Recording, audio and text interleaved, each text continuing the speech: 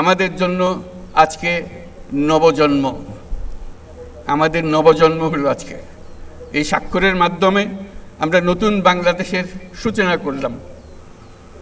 সেটা যেন সঠিকভাবে আমরা যেতে পারি, এটার জন্য আমরা আল্লাহর মেহেরবানি চাই, যাতে করে আমরা এটার থেকে বিচ্যুত না হই। আমরা একমত হয়েছি, এই একমত সুন্দরভাবে পরিচালনা করা, সামনের দিকে নিয়ে যাওয়া কীভাবে আমাদের কাছে সম্ভব হয়। যেই তরুণরা এই দিনটিকে সম্ভব করেছে,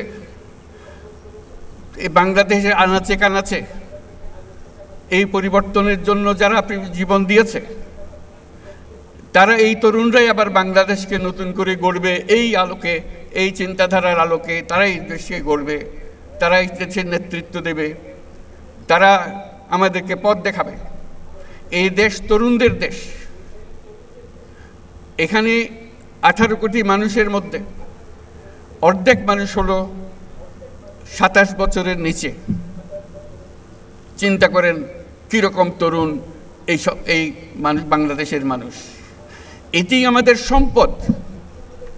সারা দুনিয়া অবাক বিশ্বে আমাদের দিকে তাকিয়ে আছে, কখন আমরা তাদেরকে সাহায্য করব ওই তরুণদের পাঠিয়ে।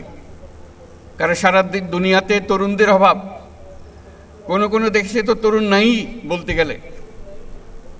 কাজে তারা আমাদের দিকে তাকিয়ে আছে। এটাই হলো আমাদের সুবর্ণ সুযোগ, তাদেরকে এগিয়ে যেতে দেওয়া। তাদেরকে শুধু বাংলাদেশকে পরিবর্তন করে না, পৃথিবীকে পরিবর্তন করার সুযোগ তাদের কাছে এসছে। আমাদের কাছে দরখাস্ত আসছে, আমাদের কাছে এতজন পাঠান, আমাদের কাছে এতজন পাঠান, আমাদের কাছে যত পারেন পাঠান। এটা তো 2025 সালের কথা। 2026 সালে কি বলবে? 2027 সালে কি বলবে? হাত জোর করে করে আসবে। কারণ আমাদের তরুণটা ছাড়া পৃথিবীতে এত তরুণ দিতে পারে, এত তাজা শক্তি দিতে পারে, এত সৃজনশীল মানুষ দিতে পারে, এত বিশ্বস্ত মানুষ দিতে পারে, দেশ খুঁজে পাওয়া যাবে না।